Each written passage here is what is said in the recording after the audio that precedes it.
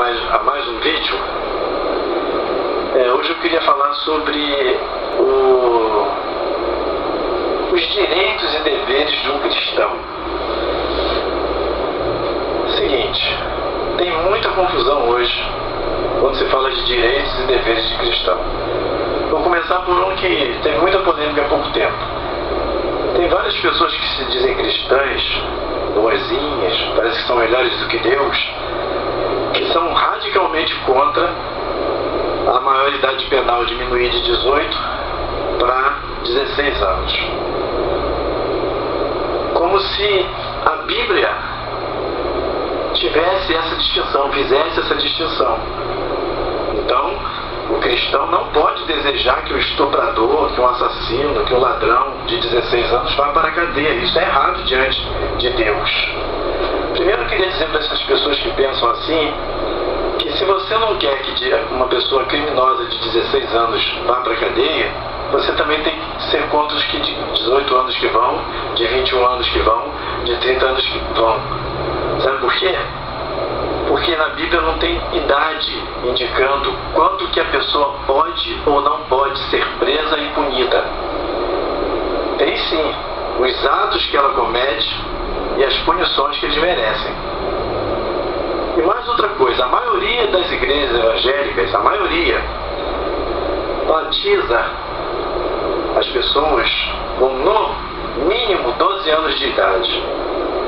Porque o entendimento das igrejas, a maioria delas, é que com 12 anos de idade, a pessoa já sabe com certeza, sem sombra de dúvidas, o que é certo, o que é errado, o que é bem, o que é mal, quem é Jesus, quem é o diabo. A pessoa já tem essa noção, essa ideia certa na sua cabeça. Por isso é permitido que ela se batize. Então, o posicionamento da maioria dos cristãos, sem perceber, é que de 12 anos para cima, a pessoa é sim passível de condenação, de pagar por seus erros. Senão se batizaria até 17 anos, 8 anos. Mas a maioria das igrejas evangélicas não fazem assim. Isso é a primeira coisa para a gente resolver.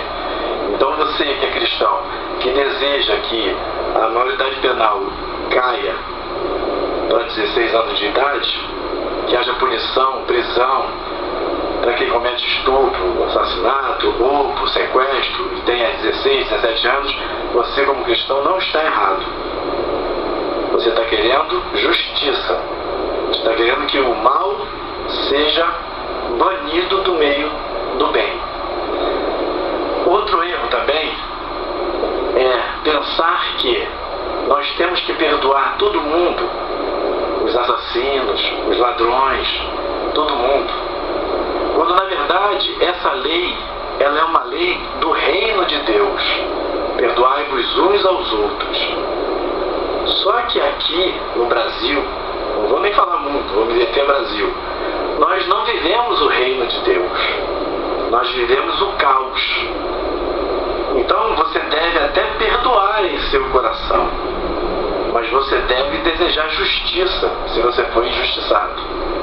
Então, se alguém te roubou um bem, você tem direito de ir lá prestar queixa e exigir seu bem de volta. Você não está vivendo no reino de Deus, você está vivendo num mundo que não quer saber de Deus, onde a lei tem que preservar aqueles que vivem de forma correta e punir e tirar do meio da sociedade aqueles que transgridem as leis impostas e decididas pela sociedade. Isso é outra coisa. Uma outra coisa, a terceira coisa, é uma confusão que fazem também com relação às decisões políticas. Um monte de crente que eu conheço fala, não, eu não vou em passeata porque Deus que sabe de todas as coisas, se Deus quiser vai acontecer, isso é coisa do fim do mundo mesmo. A gente não pode fazer nada, é Deus que quis assim. Minha gente, se nós vivemos num país democrático e a maioria elege um presidente que não vale nada, a maioria está escolhendo um governo que não vale nada. Então depois não venha culpar Deus, porque não foi Deus que colocou a pessoa lá, foi a maioria que escolheu a pessoa e colocou lá. A maioria poderia ter escolhido o outro menos pior. O país estaria menos pior. Então, isso é responsabilidade nossa, como brasileiros. Nós somos cristãos? Somos. Mas somos também brasileiros. E como brasileiros, temos que assumir nossa responsabilidade de brasileiro. Que é o quê? Se informar e votar de maneira correta. Se você tiver a oportunidade de participar de algum movimento que traga justiça para condenar esses corruptos, esse povo que está enterrando o país, querendo tornar o país um caos, um país querendo acabar com a moral, acabar com as crianças, acabar com tudo que é bom senso e que tem moral e decência, eles querem acabar com isso tudo. Se você puder se movimentar para isso não acontecer, você deve ter a obrigação de fazer isso como cristão. Então não fique jogando nas mãos de Deus aquilo que é responsabilidade sua. Isso é outra coisa. Mas uma outra coisa são os direitos. Por exemplo, você trabalha numa empresa. A empresa te mandou embora. Você tem os seus direitos. Você tem direito a fundo de garantia, você tem direito a 13º, você tem direito a multa rescisória, etc e tal. Não é porque você é cristão que você vai falar, não quero nada disso não. Não, é direito seu. Você vai lá e recebe. Se a empresa não quiser te pagar e tiver como te pagar, mas não quer te pagar, você vai na justiça. Por quê? Porque você precisa desse dinheiro. Agora, se você vai na justiça porque eu vou quebrar essa empresa, não está querendo me pagar, eu vou quebrar essa empresa, aí você não está sendo cristão. Agora, se você está indo na justiça para receber os seus direitos porque você precisa deles, você está sendo cristão. Ah, mas a empresa não tem direito, não tem como me pagar. Então você chama a pessoa responsável pela empresa e negocia com ela uma coisa que seja boa para os dois. Não é para quebrar o indivíduo, mas você também está quebrado. Então que um faça o melhor para o outro, entre um acordo que seja bom para dois. Isso é cristianismo. Outra coisa, eu vivi muito na minha família.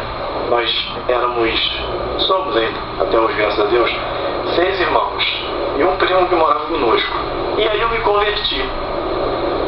Como eu me converti, o que acontecia? Tinha uma calha entupida. Leonel desentope a calha.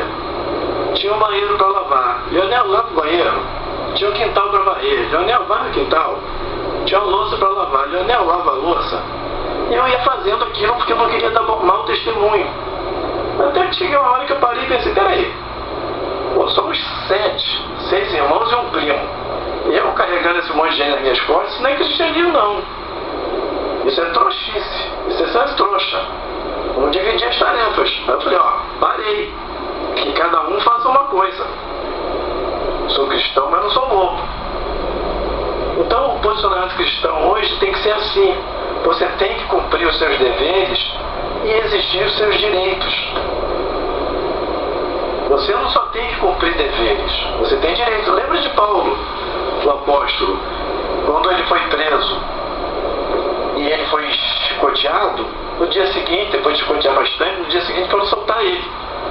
Ele falou, não, me soltar não. Que negócio é esse?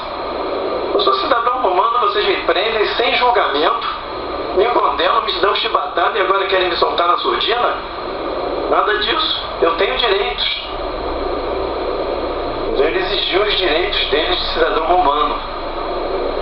E aí eles trataram ele assim, pediram mil desculpas e tal. Então assim temos que ser hoje. Acabou o tempo de crente baixar a cabeça como bobinho. E também não é aquele crente também que, meu Deus é de fogo, você vai ver o que vai te acontecer. Não é esse também que eu estou falando não. É o crente que tenta ser justo. É o crente que tenta fazer a coisa certa. E que quando as pessoas ultrapassam os seus direitos, eles falam, opa, daí pra frente o direito é meu. Você não pode ultrapassar. Isso em qualquer circunstância, seja no trabalho, seja na rua, seja nas compras, seja no trânsito, seja onde for. O que é direito seu, é direito seu. Se você quiser abrir mão do seu direito, é direito que te assiste. Mas você pode exigir seus direitos igual o Paulo fez. O que você não pode é usurpar o direito do outro.